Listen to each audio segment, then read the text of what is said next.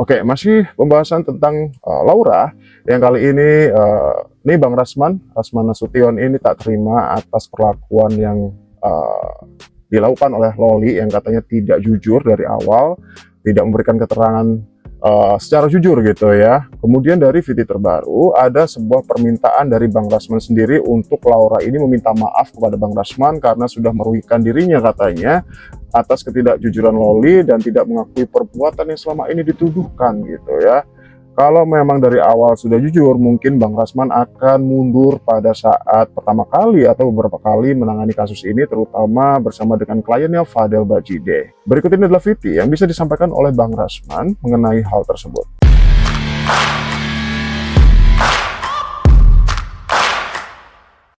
Tolong dong buat si Loli buat video kan, tapi videonya enggak transparan begitu gitu. Yang kan yang saya minta kan Om Rasman, kan itu yang saya minta. Om Rasman, saya Loli. Jangan biasa ke saya. Mohon maaf Om, Loli udah merepotkan Om. Sampai Om dilaporkan oleh mami saya. Saya akan minta mami untuk cabut laporan. Contohnya ini, karena yang datang nyari Om Loli, sampai Om dipukul. Saya minta maaf. Ya, itu harapan yang disampaikan oleh Bang Rasman ya untuk Loli gitu. Maksudnya harusnya Loli ya mengucapkan hal tersebut ya gitu. Saya sekarang udah hidup nyaman Om. Memang kami selama ini ada sesuatu sesuai dengan BAP saya, nggak perlu dia bilang semua. Sesuai dengan BAP saya, itulah yang benar Om, yang terbaru. Saya kalau itu saya percaya, dan baru saya lihat nanti mimiknya, pokoknya dia punya performa atau sikap dia itu saya akan lihat. Nah, sepanjang itu belum terjawab, kan yang saya bilang Om Rasman, saya begini-gini, kan itu bukan dia video seperti sekilas gitu. Jadi saya takutnya Loli ini nanti nunggu momen aja. Udah deh, gua umur 18 Mei, tunggu aja dulu ngalah gitu kan. Saya mau bilang kepada kalian, Loli itu cerdas. Bayangin di UK berani hidup sendiri 2 tahun. Ya. Iya. Saya hampir tiap hari, hampir tiap malam diskusi dengan Bu Ade, diskusi dengan tim hukum saya. Kami memang masih tanda tanya, kok Loli secepat itu ya berubahnya. Ya, jadi Bang Rasman cukup dibikin bingung ya gitu dan kaget dengan perubahan sikap Loli yang begitu signifikan sejauh ini gitu. Setelah kabur kemarin dari rumah aman, kemudian dibawa lagi oleh salah satu keluarga dari NM, yaitu ibunya dan keluarga Loli tentunya ya. Kalau nggak salah bilang Bude atau Pak D-nya gitu ya. Kalau nggak salah, tante ada omnya gitulah gitu yang bawa. Dan rumah aman yang saat ini itu memang katanya better lah daripada sebelumnya. Kemudian juga lingkungannya mendukung untuk Laura sendiri itu bisa membuka pikirannya gitu. Dan keterangan itu 180 derajat, 160 derajat ya, berubah. Jadi kenapa sampai berubah? Itu yang tanda tanya. Nah, misalnya dia belanja di mall, foto dengan Fahmi, kemarin di restoran, puluhan, biasa aja. Biasa aja, saya lihat nggak ada seperti kayak orang yang rindu. Ya, itulah harapan ya gitu yang disampaikan oleh Bang Rasman. Misalnya harusnya Loli bilang seperti ini, misalnya Loli harus atau Laura bilangnya seperti ini gitu ya. Itu yang ditunggu oleh Bang Rasman dari Laura sendiri gitu, karena pertama kali kabur ketika itu yang dicari ya Bang Rasman, bukan siapa-siapa lagi gitu sih katanya. Ya kecewa aja sih katanya gitu. Nah, Bang Rasman sendiri itu juga akan mengusut nih perubahan Loli ini. Tidak hanya kekecewaan aja yang disampaikan, bahkan dari kuasa hukum lainnya, tim dari Bang Rasman yaitu ada Firdaus ya, Bang Firdaus juga menyampaikan bahwa akan mengusut ini semua, kenapa keterangan Loli itu bisa berubah-berubah gitu ya, dan perubahannya itu cepat gitu loh, signifikan, ada apa ini. Berikut keterangan dan VT-nya. Itu yang pernah saya tangani identik dengan wanitanya yang melakukan, bukan laki-lakinya. Jadi ada jurisprudensi yang telah diputus oleh pengadilan Bekasi yang akan saya ambil besok. Jadi kalau seandainya sudah saya ambil, putusan kali sudah utuh saya ambil, maka saya minta pada Polres Jakarta Selatan untuk menangkap Loli. Berarti Loli menyuruh orang Fadil. Ditangkap katanya. Ya, ini perkaranya sama. Jadi begini ya, kalau Fadel keluar atau tidak itu nanti biar poin berikutnya. Tapi yang pasti inilah risikonya Ananda Loli. Jangan dikira Ananda Loli cerita ke Om berbeda, terus ke polisi berbeda, lalu kemudian ada pengakuan sepihak yang tidak dapat dibuktikan, terus kamu dianggap bolos. Mohon maaf, Om kecewa juga. Kenapa Loli berubah 100%? Dan saya kok kayaknya kaget kok ada tipe yang seperti ini gitu loh. Jadi ini saya ingatkan, Loli, ingat kembali bahwa kalau kamu melakukan itu sesuai dengan BAP, maka kamu juga harus kena. Tidak ada pilihannya. Kenapa? Karena itu adalah perbuatan jelas menghilangkan manusia di dalam rahimnya. Itu yang pasti. Berarti Jadi menuntut- kalau diaborsi harus dia bertanggung jawab melakukan. Berarti menuntut Loli agar segera menyusup Fadel ke dalam, Bang. Hah? Menuntut Loli agar segera menyusup Fadel ke dalam. Dalam mana nih? Ke dalam menyusup Fadel gitu, Itu Bang. bahasa kamu lah. Yang pasti kami minta Loli mempertanggungjawabkan perbuatannya. Oke. Kan begitu Mat pengakuannya kan Mat? Nah, ya udah oke. Mungkin pesan-pesannya, Bang. Jadi semakin pelik juga ya bahwa Loli akan kemungkinan juga akan terseret atas kasus tuduhan pengguguran janin tersebut gitu ya gitu. Waduh, makin panjang sih. Ya, kemudian yang paling vokal saat ini adalah mantan sahabat dari Nikita Mirzani juga ya, yang dari awal itu bereaksi atas perdamaian yang terjadi antara ibu dan anak ini seperti video yang aku buat sebelumnya. Kemudian juga ketika kondisinya Laura ini saat ini masih belum pulang ke rumah Nikita Mirzani dan masih ada di rumah aman, itu juga men-trigger dirinya untuk kembali berkomentar, berkuar-kuar atas hal itu gitu ya. Kenapa si Loli atau Laura ini tidak langsung dibawa pulang saja gitu. Dan bahkan video klarifikasi yang dilakukan oleh Laura di channel YouTube milik ibunya yaitu Crazy Nick Miril itu juga men-trigger dirinya untuk kembali berkomentar ya gitu ya. Tidak ada yang spesial dari perdamaian antara ibu dan anak katanya, itu tidak perlu diviral-viralkan ya, seperti pernyataan yang aku bahas juga di video sebelumnya. Kemudian dia juga bilang ya ujung-ujungnya cuan lagi katanya gitu. Dan berikut adalah tanggapan beberapa warganet dan juga public figure mengenai hal tersebut. Heboh banget sih, heboh banget. Mau Laura, mau Loli di rumah Nikmir, kayak mau Loli di rumah siapa Pak urusannya sama lo? Ya pasti dia di rumah aman say, di rumah istimewa, ya kan? Gak usah heboh banget, gak usah ribet, urusin anak sendiri, jangan urusin anak orang. Urusin anak sendiri ya pos, jangan urusin anak orang ya.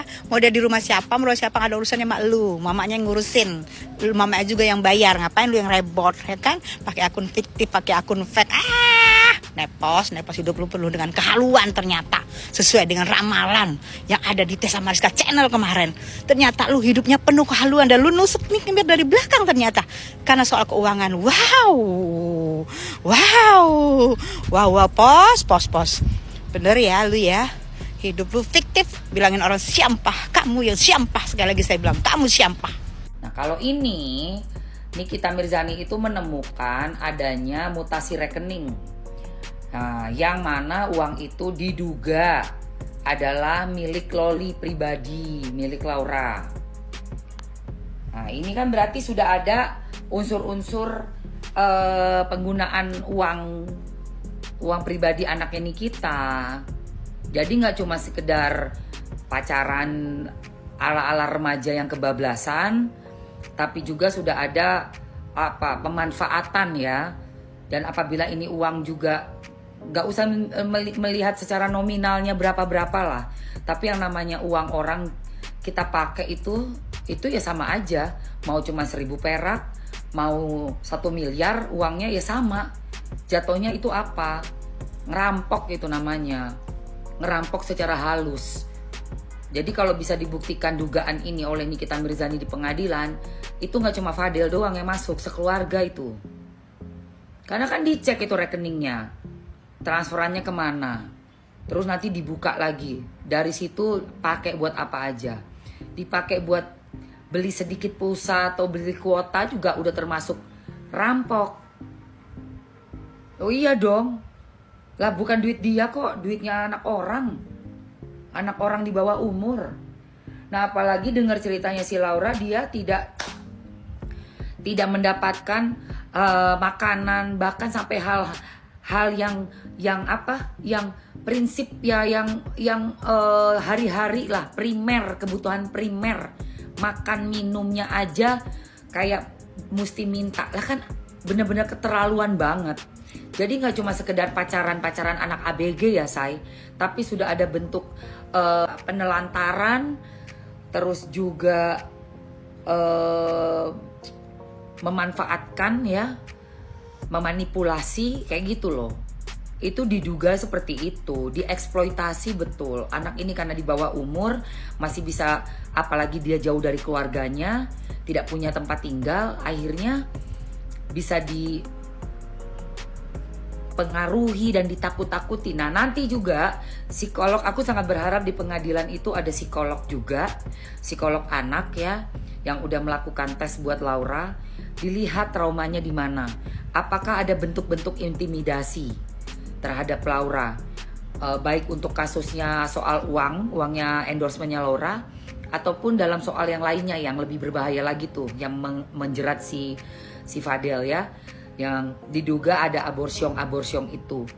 Karena biarpun kalau katanya si pengacara naik meja bilang, oh saya udah menang di Bekasi, ada kasusnya yang perempuan kok yang dihukum dalam kasus aborsiong. Hey, lu perempuan itu umur berapa? Terus latar belakangnya apa? Lu jangan cuma karena ada pernah menangin kasus yang kata lu ya, gue juga gak percaya juga gue kalau nggak ngeliat bukti ya, Firdaus ya. Lu bilang di Bekasi, apa sih? Lu jangan samain dong, harus apple to apple dong. Waktu kalau bener itu kasus lu pernah tanganin yang di Bekasi, dia umur berapa tuh orang? Terus latar belakangnya juga bagaimana? Nah kalau si Laura ini kan di bawah umur, itu satu. Kedua, dia bisa dicek, ada nggak ditekan, ada nggak diancam, ya, ada nggak sampai itu dapat, aduh kelar hidup lu ya, gua kasih tahu lu. Gak usah lu menyamakan kasus lu yang di Bekasi itu ya sama kasusnya Loli, beda coy, kagak sama. Kagak sama. Namanya anak di bawah umur, dikelilingi para pria-pria dewasa. Lu bayangin gak sih, Bo? Anak di bawah umur, belum cukup umur, dalam keadaan luntang-lantung, dikerubutin sama serigala. Oh my god. Itu lekong-lekong semua itu, say.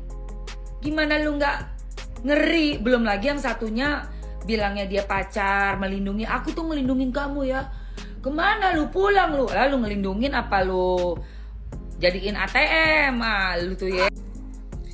Laura Meizani Mawardi, jika nama baikmu tercoreng-ngoreng di publik, rahasiamu diumbar-umbar di publik, orang tuamu direndahkan, diumbar-umbar di publik, kemudian semua orang tahu kalau kamu sudah semenjak duduk di bangku menengah. Pertama, karena mulut daripada pengacara ini. Kalau beliau nggak bilang di media sosial, tidak ada yang tahu, Loli.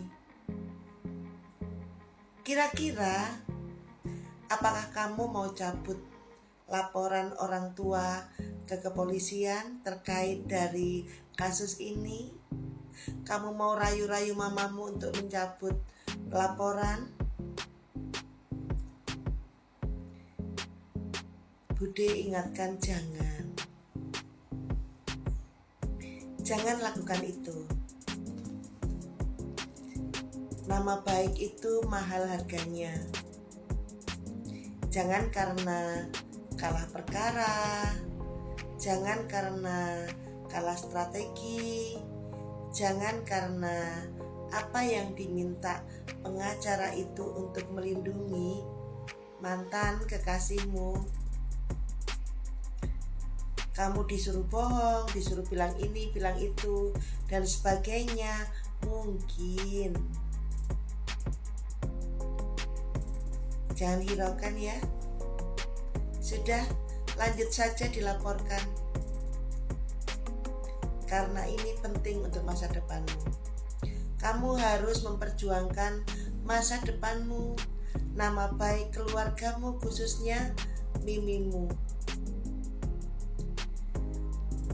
Harga diri kalian sudah hancur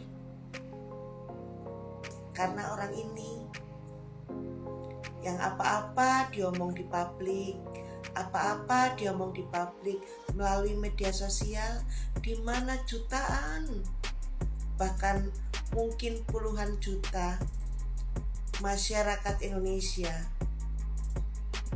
tahu bagaimana kondisimu, siapa orang tuamu, bagaimana mereka. Seandainya orang ini tidak gegabah untuk ngomong kemana-mana, tidak senang tampil, tidak show off, mungkin kejadiannya tidak seperti ini. Tapi berhubung dia orang yang arogan, ingin terkenal, iya, kamu jangan jadi korban orang ini. Sudah cukup Loli, cukup. Sekarang kembali ke pelukan Ami, jaga nama baik Ami, perjuangkan nama baikmu untuk kembali pulih. Tetap semangat. Semua orang punya proses kehidupan masing-masing. Jadikan ini pelajaran buat kamu. Bude yakin kamu bakalan kuat dan bakalan kembali menjadi anak yang pintar dan hebat. Oke, itu sedikit update untuk hari ini. Semoga kalian suka dengan video ini, dan jika suka jangan lupa tinggalkan like, komen, dan share, dan sampai jumpa di video selanjutnya.